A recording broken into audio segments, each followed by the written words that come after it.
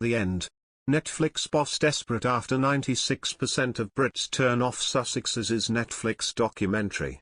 Some 14% of the 4,026 Brits questioned said the first 3 episodes of the Sussexes docuseries made them think more negatively of the couple. Meanwhile, the 34% who already had a negative view of Harry and Meghan did not change their minds after watching the show.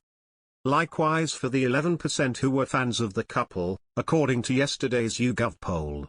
The majority of people who answered against Harry and Meghan are conservative voters, while most of the Brits who feel positively about them vote Labour.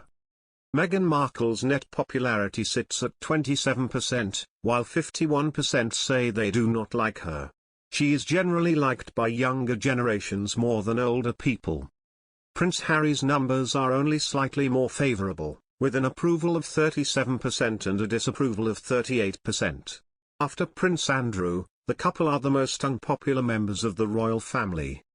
Their show, called Harry and Meghan, dropped last Thursday and has been the subject of controversy ever since. They spoke about what it felt like to be swarmed by paparazzi and repeated their belief that Meghan was treated with outright racism by the press. Meghan's flamboyant account of curtsying for the Queen when she met the late monarch for the first time has attracted the most backlash for mocking British culture.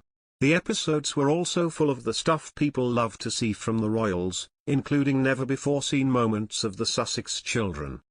The final part of the Sussexes' controversial Netflix documentary airs on Thursday, with claims the palace briefed against Harry and Meghan to deflect attention from less favourable coverage of other royals.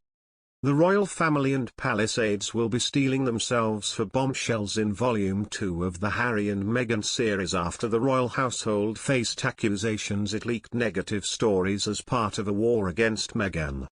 Meghan's lawyer Jenny Afia, in a trailer released on Wednesday, alleged she had seen evidence of briefing from the palace against the couple to suit other people's agenda.